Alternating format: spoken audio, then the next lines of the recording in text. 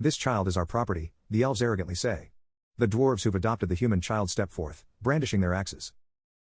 Property? Nay, I dunna think so. Pap's eyes narrowed. Though, it was hard to tell that they did. Hidden by his bushy brows and the thick hair pushed down by his helm. The elves exchanged glances, theirs lips pressed into thin, tight smiles that spoke volumes about their opinions not only of the dwarves themselves but about the entire situation. Oh, you darling little people. The leader of the elven host began, brushing golden tresses behind an ear. Her words were silken, honeyed, but her eyes were cold and sharp.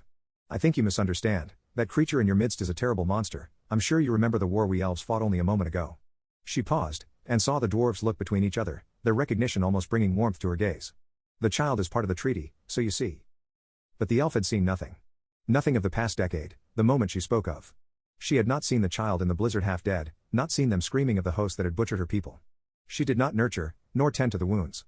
Watch as a girl learned to walk again, after losing her feet to the cold, her fingers to the bite.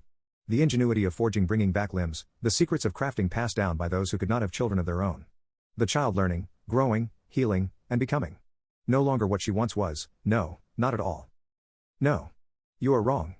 The dwarves huddled round the shaking youth, whose silver fingers clutched tightly at her axe, even though her eyes saw nothing but the burning fire that once had wreathed the elven woman before her in flames as she torched everything that had once been home.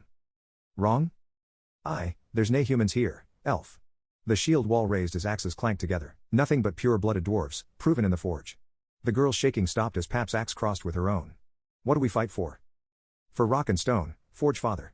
Her voice was clear, and met with the reply of her family. From rock and stone we are forged, to the bone. Very well, you have made your stance clear. The veneer of the elven woman's voice dropped, nothing but ice in her tone. You may dispose of the rabble.